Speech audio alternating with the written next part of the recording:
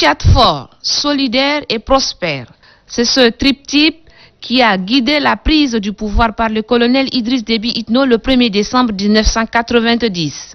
Avant cette date, les éléments fondateurs d'un État fort, solidaire et prospère que sont la démocratie et la liberté ont pris leur congé du Tchad. Le maréchal du Tchad Idriss Déby Itno, alors colonel, s'est évertué pour qu'il prenne service.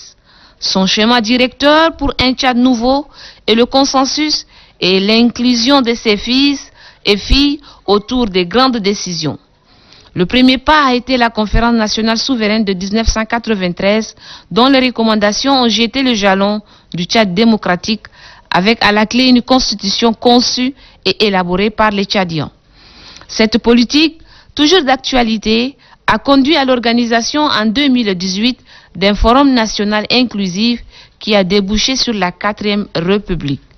De l'aveu des constitutionnalistes, dont professeur Ahmad Mohamed Hassan, le Tchad est pionnier en matière constitutionnelle. Généralement, les dirigeants politiques et les constitutionnalistes rédigent les projets de constitution et les soumettent brut au peuple par référendum, par la voie du référendum, puisque c'est le peuple qui est le constituant originel et a voté le oui ou le non. Ça dépend, le oui emporte l'adoption de la constitution et le non emporte le rejet ou l'abstention. C'est le mécanisme de la vitalité démocratique et la constitution, dans sa définition originelle, étant le contrat social régissant la vie des individus dans une société nationale, c'est par leur volonté qu'on s'entend sur un certain nombre de valeurs, des principes et des institutions pour vivre ensemble.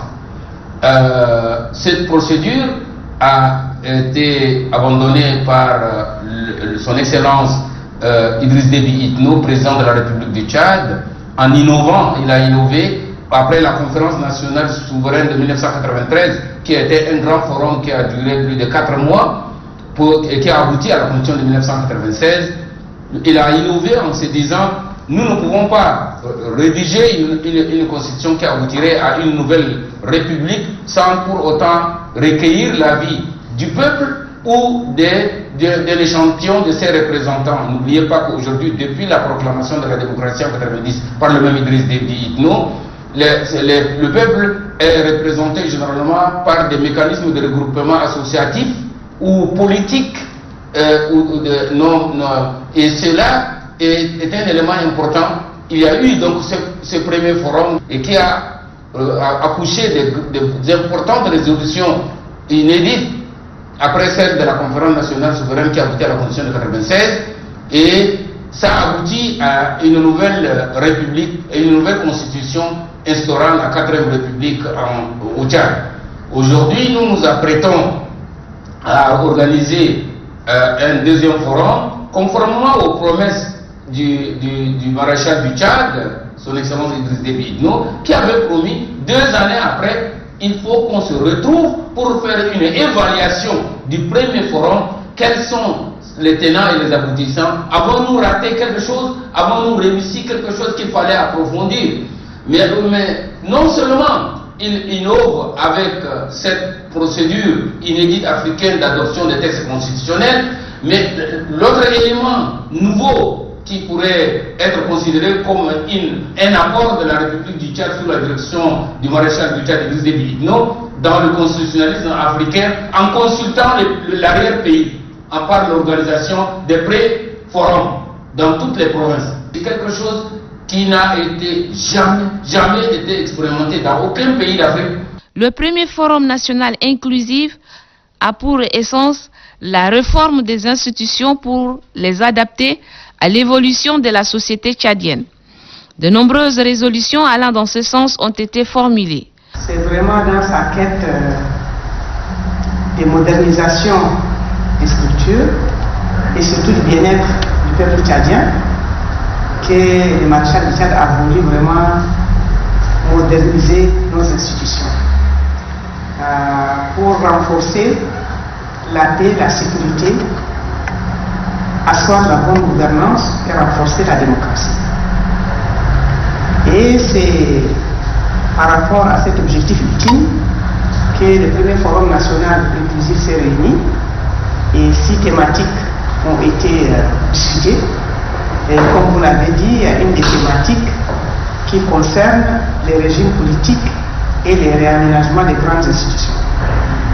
Donc les forces vives de la nation qui s'étaient réunies du 19 au 27 mars 2018, au palais du 15 janvier, dans leur sagesse et suite à une discussion vraiment franche, ils ont abouti à 74 résolutions, dont 4 parmi elles concernent les régimes politiques et les réaménagements des grandes institutions.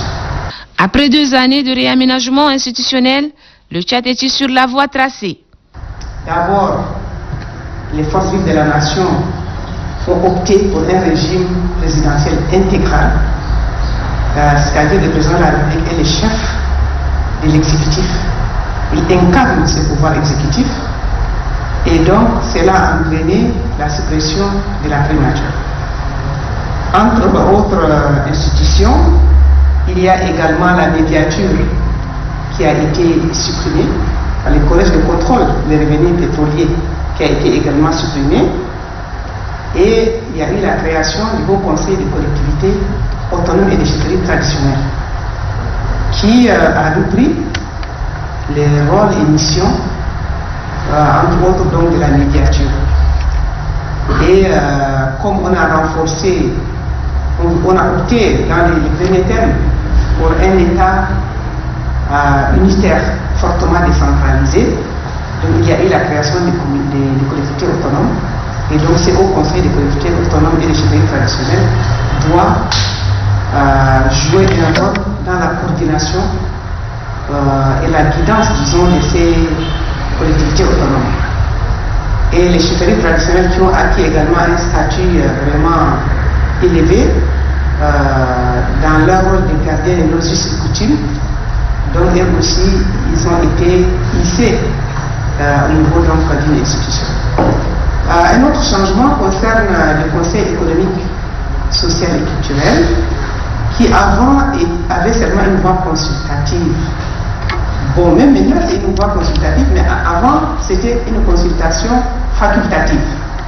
Et bien maintenant, la consultation du Conseil économique, social et culturel est devenue quasi obligatoire. Donc le premier peut être consulté sur les programmes économiques, les plans de développement, etc. Donc maintenant est consulté. Le Conseil économique, social et culturel est consulté. Donc ça c'est une nouveauté également dans la mise en œuvre de résolutions afférentes à cette thématique. Il y a également la CNDH, la Commission nationale des droits de l'homme qui est institutionnalisée. Avant, on avait une commission des droits de l'homme qui existait comme simple structure, maintenant, et qui se trouve dans la Constitution. Il y a également le HCC, le Haut Conseil de communication, qui est devenu la HAMA, donc c'est devenu aussi une forte autorité de l'audiovisuel et des médias. Et donc, tout cela vraiment procède au renforcement vraiment de la bonne gouvernance et de la démocratie, parce que cette CNDH, par exemple, elle a un rôle qui est conforme au principe de Paris. Donc c'est une exigence quasi, je dirais, mondiale. Et donc c'est par rapport à ça qu'elle a pu être vraiment dotée de tous les moyens juridiques pour pouvoir donc jouer pleinement son rôle. Donc on peut dire qu'en ce qui concerne la thématique des régimes politiques et des réaménagements des grandes institutions, toutes les résolutions qui ont été prises par le Forum ont été mises en œuvre. Une promesse tenue. Le Forum national inclusif, qui a jeté les bases de la 4e République, sera disséqué à l'occasion de la 2e édition dite Forum évaluatif. Car les résolutions et recommandations transformées en loi, adoptées et mises en œuvre ont toutes convergé vers un seul idéal, l'efficacité de l'administration publique. Cette efficacité passe nécessairement par la justice. 13 résolutions prises sur 74 lui sont dédiées. Tout ceci a aidé au renforcement de l'indépendance et du prestige du pouvoir judiciaire. Cette de ces 13 résolutions ont été entièrement réalisées. 6 résolutions sont en cours de réalisation. Je veux dire que pendant ces 2 ans, les résolutions qui ont été adoptées par le forum dans le domaine de la réforme judiciaire ont été pratiquement toutes prises en compte. La mise en œuvre est plus que satisfaisante, étant entendu que certaines des résolutions ne sont pas forcément du domaine du ministère de la Justice. Certains textes adoptés, par exemple le code de la famille des personnes, se trouvent au niveau de l'Assemblée. Certaines résolutions doivent demander aussi la collaboration d'autres ministères. En ce qui concerne le domaine exclusif du ministère de la Justice, tout a été plus ou moins réalisé. La promotion de la femme tchadienne a fait l'objet de plusieurs recommandations du premier Forum national inclusif. La femme tchadienne a-t-elle véritablement retrouvé sa place comme l'a recommandé le Forum? Amina Pursil Longo. La promotion de la femme est l'une des recommandations phares du premier Forum national inclusif. Et après 2 ans de mise en œuvre, je peux dire avec satisfaction que c'est une réalité. Et j'en suis d'ailleurs la preuve vivante. Je pense que le pic des positions a été atteint par l'adoption du décret de la politique nationale genre et ensuite sa mise en œuvre à travers son plan d'action national. Les résultats, ou je peux dire le bilan en fait de ce forum, le suivi et évaluation qui a été fait par l'équipe en charge, prouve à suffisance que nous avons vraiment atteint les objectifs qui étaient fixés en faveur de la femme. Vous savez qu'on avait demandé une meilleure représentativité des femmes aux postes nominatifs et électifs. Aujourd'hui, c'est une réalité. Nous avons la loi de la parité qui est déjà en vigueur. Et en même temps, nous avons aussi la constitution de la 4e République qui accorde une place de choix à la femme tchadienne. Nous avons aussi la loi 046 qui régit la composition de l'Assemblée nationale, qui en même temps donne une attention particulière au genre. Nous avons aussi en même temps la loi 33 du 31 juillet, qui en même temps aussi impose en fait la position des femmes dans le code électoral. Donc aujourd'hui, avec satisfaction et sans risque de se tromper, je confirme que la promotion de la femme est une réalité chez nous. Le chemin est prometteur pour la femme tchadienne. De par son poids démographique et son rôle dans la société tchadienne, elle ne peut être exclue de la gestion de la chose publique. Néanmoins, il y a encore des petites choses qu'il faut faire pour accélérer rapidement et atteindre le pourcentage de 100 pour les recommandations à l'endroit des femmes. Il y a une recommandation pour la création de l'Observatoire genre. Actuellement, c'est en cours d'exécution. Le document est en train d'être traité entre le ministère de la Femme et avec le Conseil national des femmes leaders. Il y a aussi la ratification de certains textes internationaux pour pouvoir clôturer notre arsenal juridique. Je voudrais dire par là le protocole de Maputo qui est aussi en cours d'adoption, de ratification, je veux dire. Il y a la création des fonds pour l'entrepreneuriat des femmes qui est déjà effective à travers le fonds qui a été créé pour les femmes et les jeunes. Il y a aussi le projet PADEFIT qui vient pour améliorer les conditions de vie des femmes en milieu défavorisé à travers l'octroi des microcrédits. Un autre projet aussi en cours de réalisation est le projet de microfinance sociale en faveur des femmes vivant en milieu rural. Depuis l'avènement de la démocratie, la femme tchadienne qui a mesuré le poids de sa responsabilité s'est organisée de différentes manières pour la conquête d'un statut digne.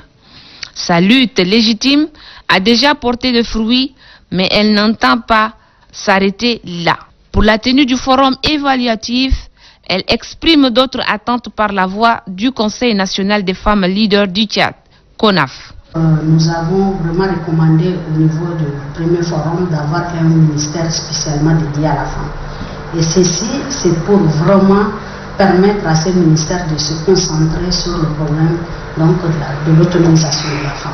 Parce que nous avons avant, comment on appelle, l'action sociale, la solidarité nationale et tout ça, c'est vrai que la femme est dedans, mais ça fait quand même beaucoup de points, donc il fallait qu'il y ait un ministère de la femme pour qu'on se concentre vraiment sur le sujet.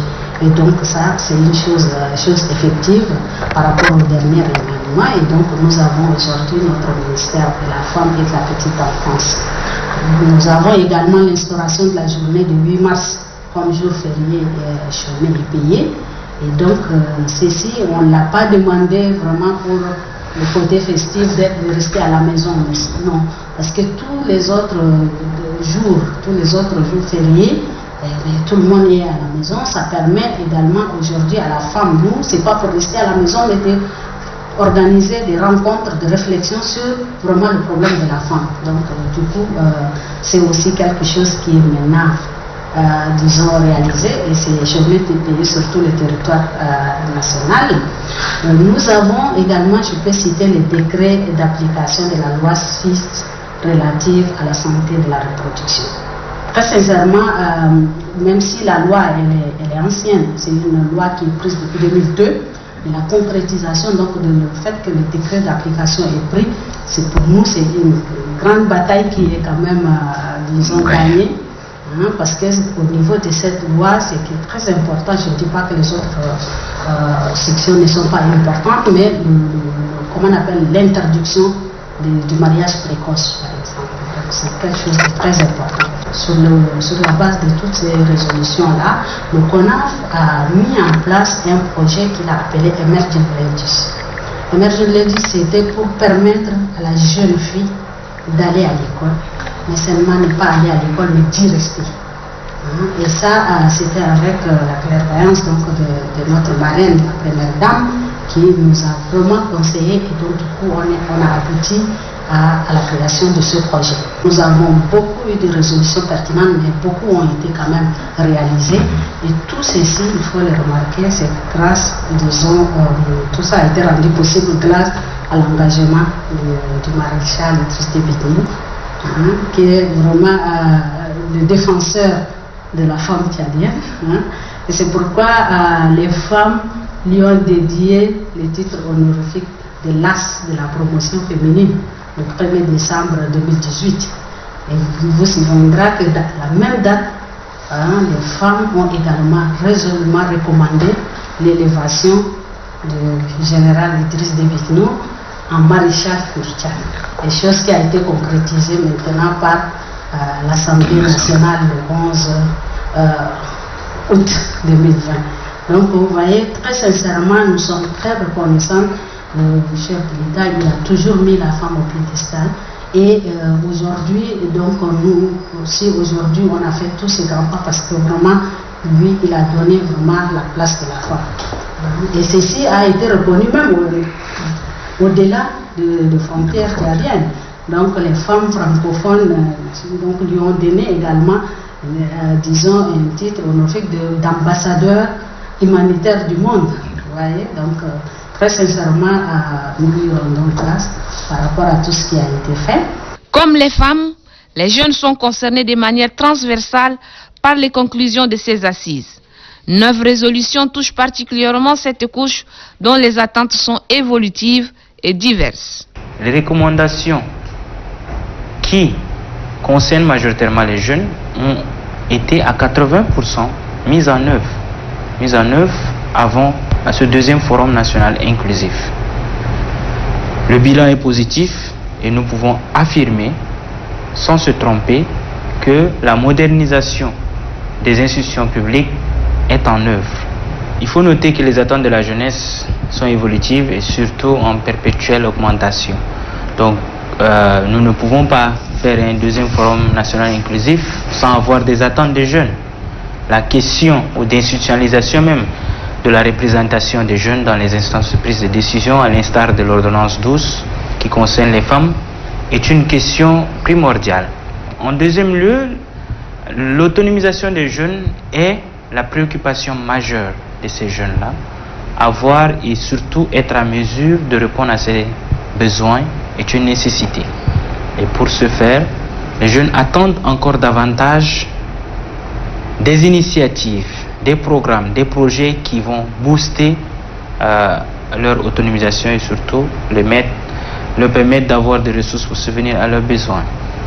La question également de l'institutionnalisation de l'organe de représentation des jeunes, notamment le Conseil national consultatif des jeunes, est une question qui revient plus souvent parmi les attentes des jeunes. Les jeunes ne peuvent tirer meilleur profit des investissements faits en leur faveur que si la paix et l'unité nationale sont consolidées et une bonne gouvernance règne dans le pays. Nombre de résolutions et recommandations du premier forum national inclusif leur sont consacrées. Nous pouvons constater que plusieurs jeunes ont été nommés à des postes de responsabilité. De surcroît, une grande représentation de la jeunesse est palpable dans le dernier gouvernement du 14 juillet 2020. Et ceci est une grande fierté pour nous les jeunes. Lors du premier forum, il était question de créer un observatoire du genre et de la jeunesse. Donc j'espère vraiment que le processus de la création de cet observatoire sera accéléré parce que cela permettra de suivre l'évolution de la situation des jeunes et des femmes et ainsi on pourra apporter des ajustements nécessaires. Je pense que la responsabilisation des jeunes qui a été soumise comme résolution au niveau du forum porte ses fruits qu'on peut déjà voir. Les souhaits les plus ardents, c'est que les jeunes puissent quand même formuler toute une recommandation par rapport à un quota bien déterminé. Parce qu'il ne faut pas que les choses soient assez vagues, il faut que les choses soient assez précises. On a besoin d'un truc, on a besoin d'un quota et le quota pour les jeunes, c'est tel, ça permettra même aux plus hautes autorités de pouvoir se situer et savoir comment essayer de mettre en œuvre cette résolution qui a été demandée d'une manière assez concrète. En dehors de cela, il y a aussi le fonds de l'entrepreneuriat des jeunes qui a été créé. Maintenant, c'est un acquis, c'est une opportunité qui se présente sur la table de la jeunesse. Reste à voir quels seraient les mécanismes de mise en œuvre de ces fonds, quels seraient les mécanismes d'octroi. Ça, ce sont des questions pratiques. Je pense que pour pouvoir faire porter notre voix, il faut que les jeunes viennent organiser. Parce que si on vient d'une manière disparate, chacun va dire ce qu'il pense, etc., etc. Mais si on s'organise de sorte qu'on puisse porter les messages de toute la jeunesse tchadienne, et d'ailleurs on peut s'organiser parce qu'on a encore le temps et on a commencé déjà à nous organiser, ces jeunes qui pourront prendre la parole parleront au nom de la jeunesse tchadienne et porteront les messages de la jeunesse tchadienne. Si pour certains acteurs politiques, le satisfecit est au rendez-vous, d'autres pensent que l'évaluation s'impose pour apporter des correctifs nécessaires à la bonne marche des institutions.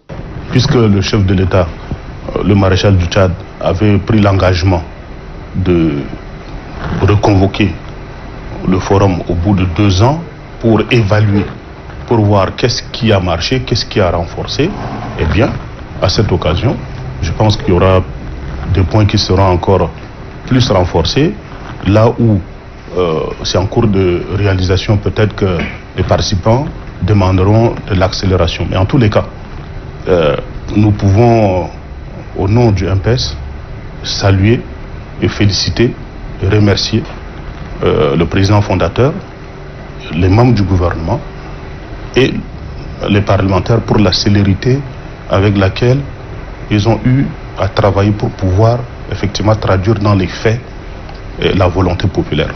Cela est essentiel. Essentiel parce que l'homme, on dit le plus souvent, on lit les bœufs par les cornes et on lit l'homme par la parole. Évidemment, les résolutions et les recommandations, dans leur quasi-totalité, ont été mises en œuvre. Maintenant, quant à leur efficacité, l'œuvre humaine n'est pas parfaite. Nous avions cru bon de supprimer telle ou telle institution, de créer telle ou telle autre. Évidemment, c'est pour ça que le deuxième forum est attendu.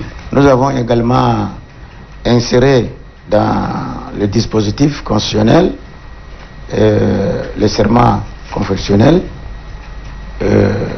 pour des croyances religieuses. Ça a opposé les Tchadiens. Nous avons également supprimé la primature, puisque c'est une école, nous sommes à la quête, je le disais, de la performance, de l'efficacité. Donc, ça appelle une évaluation sans complaisance, la pertinence ou la faiblesse pour envisager la création d'autres, pourquoi pas. Nous avons constaté que la machine est devenue très lourde. Très lourde parce que avec le système présidentiel intégral, c'est seul le président de la République qui est le décideur. Et les ministres n'ont pas de pouvoir et il est très difficile de faire avancer les choses. Il faut aussi analyser le Conseil constitutionnel, qui est une juridiction constitutionnelle, ne peut pas être au sein de la Cour suprême, qui est une juridiction de droit commun. L'administration a comme base la sous-préfecture. Le sous-préfet est le représentant du chef de l'État dans une sous-préfecture. Mais si le sous-préfet n'existe pas, vous voyez, nous sommes une administration sans base, sans fondation. Et quand vous habitez une maison sans fondation, vous êtes exposé aux intempéries. Avec l'évaluation actuelle, nous allons essayer de voir qu'est-ce qu'il faut faire pour que tout redémarre sur de bons pieds. La société civile apprécie aussi à sa juste valeur les performances de la réalisation des résolutions du premier forum en matière de renforcement de l'unité nationale, de la paix et de la bonne gouvernance, mais non sans avoir formulé des attentes à l'attention du forum évaluatif. Nous attendons auprès des participants à ces assises que des échanges importants puissent être faits dans le cadre du renforcement de l'unité nationale, de la concorde nationale et aussi de la réconciliation nationale entre les fils du Tchad. Qu'un débat puisse s'instaurer concernant le vivre ensemble. Comme vous savez, depuis quelque temps, il y a des petits problèmes concernant le vivre ensemble. Et nous pensons également, au niveau de la CACIDO, que des résolutions qui, dans le cadre de leur mise en œuvre, divisent les Tchadiens, il faut profiter de l'occasion de ces deuxième forum national inclusif pour les revoir et pourquoi pas les annuler. En lieu et place, nous proposons un véritable pacte républicain où tous les Tchadiens, du nord au sud, de l'est à l'ouest, toutes les confessions religieuses, à travers ce pacte républicain, puissent regarder le Tchad dans la même direction, puissent regarder le Tchad en rose et puissent regarder le Tchad comme un bien commun. Il faut également, à travers ce pacte républicain que nous allons défendre, que l'égalité des chances puisse primer sur toute autre considération. Donc, nous attendons des assises du deuxième forum national inclusif que les Tchadiens puissent faire un examen de conscience, que les Tchadiens puissent s'accepter et qu'il faut déjà poser les jalons pour le Tchad de demain, ce Tchad que nous allons céder à la jeunesse, que les jeunes puissent retrouver un Tchad uni, un Tchad où le bien commun puisse être un acquis de tous. Et qui dit ces attentes, il faut également renforcer l'état de droit. Il faut également renforcer la démocratie. Il faut également renforcer les droits humains. Et tout cela concourt à ce que vous avez dit, la consolidation de la paix, de l'unité nationale et de la bonne gouvernance. Donc, que chaque Tchadien et Tchadienne puisse être un acteur de la mise en œuvre de ces principes de l'unité nationale et de la bonne gouvernance. Nous, en tant que société civile, demandons qu'il faut que la création d'un secrétariat permanent chargé de suivi et l'évaluation et la mise en œuvre des différentes résolutions du Forum national inclusif. Pourquoi on dit ça? Parce qu'on a constaté vraiment qu'il y a certains retards. Cette secrétariat est chargée d'accélérer des différentes résolutions. Ça, c'est quelque chose, ça va aider vraiment le processus de développement et l'émergence et la mise en route de la carte publique notamment. Pour soutenir le programme de la bonne gouvernance et la transparence dans notre pays, il faut créer institution ou bien un mécanisme national chargé vraiment de lutter contre le détournement, la corruption et le détournement des biens publics. Il faut renforcer et impliquer vraiment la société civile, parce que la société civile a un rôle très important à jouer, surtout dans le cadre de sensibilisation, parce que vraiment, il faut voir dans notre pays, c'est pas là dans notre pays, dans le monde entier. Donc on ne peut pas, c'est-à-dire aller en avant sans sensibiliser et informer la population. Donc il faut informer avant, c'est-à-dire prendre certaines décisions. D'abord, il faut informer et sensibiliser la population. Une société en perpétuelle mutation a besoin de revisiter le chemin parcouru, de réadapter ses institutions en fonction de son évolution. Pour le constitutionnaliste Ahmad Mohamed Hassan, le nombre de républiques n'a pas d'importance. Seules les innovations apportées pour la marche de la société comptent. Le numéro de république n'a pas d'importance. Quand on dit république et on change d'une république à une autre, c'est les innovations qu'on apporte qui intéressent. Le Tchad a connu la première république en 1958. En 1959, nous avons connu une constitution. En 1960, avec l'indépendance, nous avons connu la constitution de 1962, qui a été modifiée par le premier président François Tongolobey. Il est devenu Ngartak en 1972. Après le congrès de Doyaba. Et après, il y a eu d'autres rencontres. Doyaba, en 1972, les militaires, après le coup d'État en 1977, avaient organisé également à N'Djamena une conférence sur la politique intérieure et extérieure. Il y a également Douya en 1981, sous le Mout. Il y a également la conférence nationale souveraine de 1993 et le forum de 2018 et celui-là que nous nous apprêtons à organiser pour l'année 2020. La première, la deuxième, la troisième république, aujourd'hui nous sommes une quatrième république, mais on peut aboutir à une cinquième république. Ça dépend des innovations que nous pouvons apporter aux Tchadiens pour renforcer notre unité, notre vivre ensemble, notre tolérance et surtout nous permettre de nous consacrer à l'essentiel qui est la lutte qui mérite tous les efforts, la lutte contre la pauvreté, la violence, la haine et surtout la lutte contre la misère. Si par le premier forum national inclusif, les Tchadiens ont tracé leur avenir commun, par ce forum évaluatif, les forces vives de la nation s'accordent le temps nécessaire pour regarder dans le rétroviseur. De cette évaluation sans complaisance ressemblera le Tchad de demain. C'est à ce prix que la quête de la performance aura tout son sens.